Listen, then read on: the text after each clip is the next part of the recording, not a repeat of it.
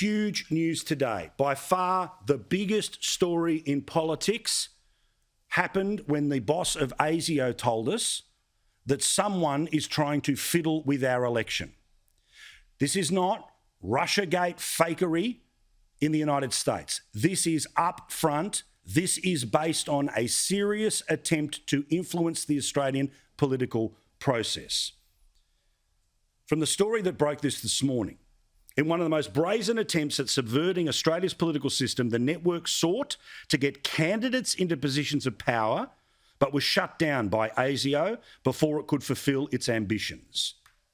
This is the example of when our intelligence services stop a terrorist attack. This is the example of being right 99.9% of the time. This is serious. And this is the boss of ASIO telling us about that. And remember, what they're willing to say publicly means it is just the tip of the iceberg. The aim was not just to get the candidates into a position of power, but also to generate a sense of appreciation, obligation and indebtedness that could obviously be exploited at the right time. The political candidates in this case had no knowledge of the plot, and even if their plan had proceeded, they would not have known who was pulling the strings. And that's the whole point, that the people who are being worked over don't even know that they are being worked over. Again, who's responsible? They won't say. The puppeteer used the employee as a cutout. This deliberate deceit and secrecy about the foreign government connection is what took this case into the realm of foreign interference.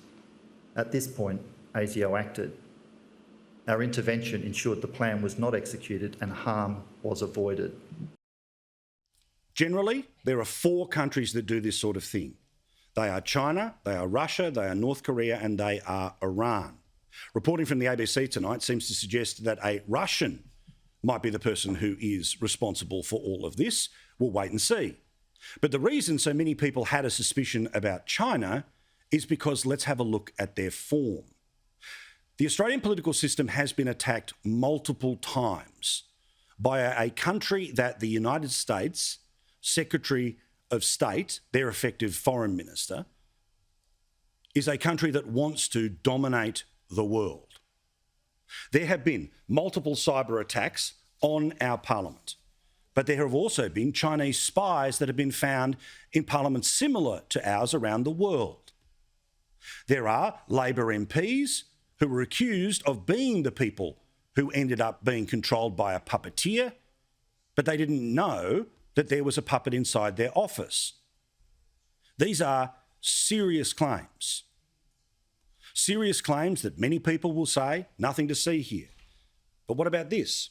The form in and of itself of China is that China is largely believed to be responsible for not 1, but 2 hacks on the parliament itself. There was a period of time when members of parliament couldn't access their emails. Remember, in Australia, you do your government business on a government email server. The party stuff is all on Gmail, no doubt. But this really matters. Because again, what is China's form? Well, we learn about this via ASIO. China stole the blueprints to the very building that ASIO work out of. That's their form. So in this specific case, the ABC wants to tell us it's somebody in Russia, but you and I both know that China is coming for us hard. They are trying to influence the foreign media that 1.2 million Australians of Chinese descent have access to. You've seen what they've done to the Prime Minister's account on Chinese social media. And we know that they are trying to cripple our industries by the day. I repeat, there's a lot of noise about what's the most important thing in Australia right now. This was the biggest story today. Now, to go to the point about political interference, Mike did use as an example a particularly concerning circumstances where, thanks to the good work of ASIO, the foreign interference was disrupted. Yeah. That's a good thing, particularly as we go to election this year. But I think it's also important to note that foreign interference occurs at all levels of government, local, state and federal, and that's what we have to make sure we're countering.